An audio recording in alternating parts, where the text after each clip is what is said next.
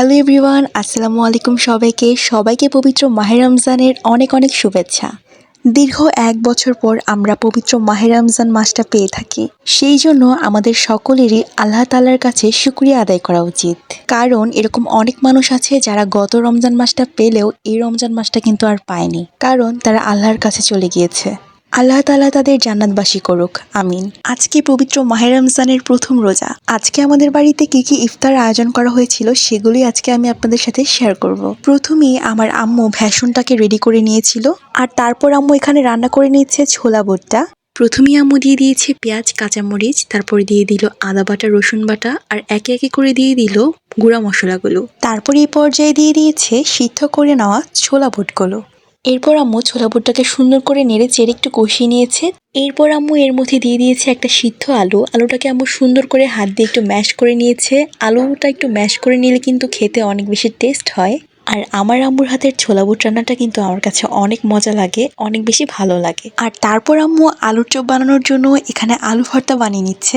আমার আম্মু কিন্তু আলুর চপের আলু ভর্তার মধ্যে একটু গরম মশলা ইউজ করে। গরম মশলাটা দিলে কিন্তু সুন্দর একটা ফ্লেভার আসে। আমার আম্মুর মতো কে কে এভাবে আলুর চপ বানান অবশ্যই কিন্তু কমেন্ট করে জানাতে ভুলবেন না। তো আম্মু আলুর চপ বানানোর জন্য ভর্তাটাকে একদম সুন্দর করে হাত দিয়ে ম্যাশ করে রেডি করে নিচ্ছে।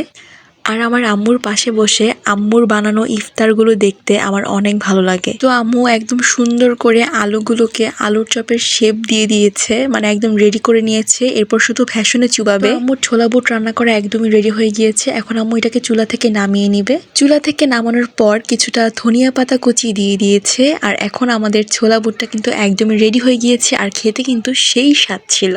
এরপর আম্মু পেঁয়াজু বানানোর জন্য ডালটা রেডি করে নিচ্ছে। প্রথমে এখানে দিয়ে দিয়েছে পেঁয়াজ কুচি, আর তারপর একে একে করে দিয়ে দিবে সব মশলাগুলো। প্রথমেই আম্মু দিয়ে দিয়েছে ধনিয়া গুঁড়া আর জিরা গুঁড়া, আর তারপর দিয়ে দিল আদা রসুন বাটা, আর তারপর এগুলোকে সুন্দর করে হাত দিয়ে মিক্সড করে নিচ্ছে। দিয়ে যত সুন্দর করে মিক্সড করে নেওয়া হয় পেঁয়াজও কিন্তু ততই বেশি মুচমুচে হয়। তো এই পর্যায়ে ডালটা একদমই রেডি হয়ে গিয়েছে, আর আম্মু একটা কড়াইয়ে পরিমাণ মতো তেল নিয়ে নিয়েছে। এখন আম্মু একে একে করে সবগুলোকে ভেজে নিবে। প্রথমেই আম্মু এখানে দিয়ে দিয়েছে বেগুনি। আর বেগুনি আমি তেমন একটা পছন্দ করি না, তবে আমার 2 বোন বেগুনি খেতে অনেক বেশি পছন্দ করে, তাই ওদের জন্য অনেক অনেক বেগুনি বানাতে হয় আমাদের প্রতিদিন ইফতারে। আর বেগুনিগুলো কিন্তু খুব সুন্দর করে একদম ফুলে উঠেছে। তারপর আম্মু দিয়ে দিয়েছে আলুর চপ, আমার মোস্ট ফেভারিট যেটা আলুর চপ। আলুর চপ আমি অনেক বেশি পছন্দ করি, আমার কাছে আলুর চপ অনেক ভালো লাগে। তারপর ভেজে নিয়েছে পেঁয়াজগুলো কিন্তু খুব মুচমুচে হয়েছিল আর অনেক বেশি মজা হয়েছিল। মুচমুচে পেঁয়াজও খেতে কিন্তু দারুণ মজা লাগে, আর আমাদের বাড়িতে কিন্তু পেঁয়াজটাকে একটু মুচমুচে করেই ভাজা হয়। এই পর্যায়ে কিন্তু আমাদের ইফতার ভাজাগুলো একদম শেষ হয়ে গিয়েছে, মানে একদম রেডি হয়ে গিয়েছে। আর এখানে কিন্তু আমার ছোট বোন শরবত বানাচ্ছে, আর প্রতি রমজানে কিন্তু এই দায়িত্বটা আমার ছোট বোনেরই থাকে। কারণ ওর হাতে শরবত বানানো অনেক টেস্ট হয় আর অনেক মজাও লাগে, তাই আমরা সবসময় ওকেই বলি যেন ওই শরবতটা বানায়। তো এখানে ও শরবতটাকে রেডি করে নিচ্ছে, আর শরবতটাও কিন্তু অনেক মজা হয়েছিল। আর মাত্র আজানের কয়েক মিনিট বাকি ছিল, তো আমি এখানে গ্লাসের শরবতটা নিয়ে আজানের জন্য অপেক্ষা করছিলাম। আসলে সারাদিন রোজা রাখার পর ইফতারটা সামনে নিয়ে বসলে একদম কলিজাটা জুড়িয়ে যায়।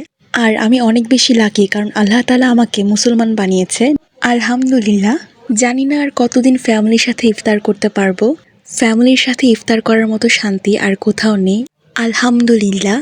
তো আমার মোস্ট ফেভারিট, একদম অনেক অনেক ফেভারিট আলুর চপ দিয়ে আজকের ইফতারিটা শেষ করলাম। সো সবাই অনেক অনেক ভালো থাকবেন। আল্লাহ হাফেজ।